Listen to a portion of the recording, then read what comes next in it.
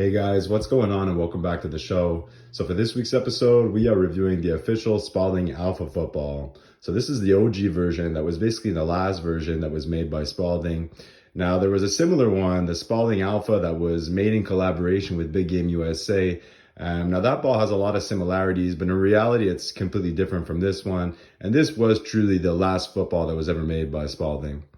So starting with the leather, Spalding used a tan Horween leather on this ball that's relatively soft to the touch, giving it more of a broken-in feel right out of the box. Now the pebbles on this ball aren't the deepest pebbles, but they're definitely right up there with your other pro footballs. They really did an excellent job in the leather. It has an excellent look and feel.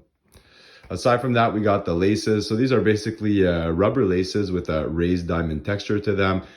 These are basically the same laces you'll find on the JV5 Advance as well as silver. Pretty good laces. Being rubber, they're relatively grippy. They don't have too much depth. And in terms of width, they're right up there with some of your other balls. They're pretty good laces and they fit really well with this ball. Other than that, you got the stitches left and right of the laces, bit sharper ends, overall giving you a bit of extra texture and grip. And then you got the white stripes on the top two panels of the ball, as per the NFHS regulations. Now the stripes themselves really don't have any added tack to them. They're painted on pretty thick. They look like they're stitched on, but they're painted on. And they have a pretty good look. Being so thick, I expect them to last quite some time. Overall, pretty decent stripes. And then left of right of the stripes, you got these stitches. Now the stitches are really different, completely different than what we've seen on other footballs. Basically box stitches. Now they have an excellent feel. If you're a fan of SRS stitches, you know, the triangular shapes or angled shapes, they have an excellent feel, but these stitches, having that box shape, give you just that little bit of extra texture and grip. Really amazing stitches on this ball. So we'll give you guys a couple good looks.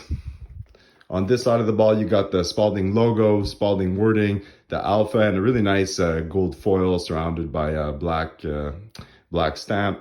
And then on the valve side of the ball, you got the Spalding logo, Spalding wording, AA with an LPHA on each stem of the A's. You got the valve in the middle, NFHS approved, inflate to 13 PSI, and made in Vietnam. So the overall workmanship on this ball was really impressive. All the panels really line up really well. It's just an amazing football. It's too bad that Spalding doesn't produce footballs anymore, but this was really an impeccable ball. They really did a great job on this. In terms of price, you can still find these around.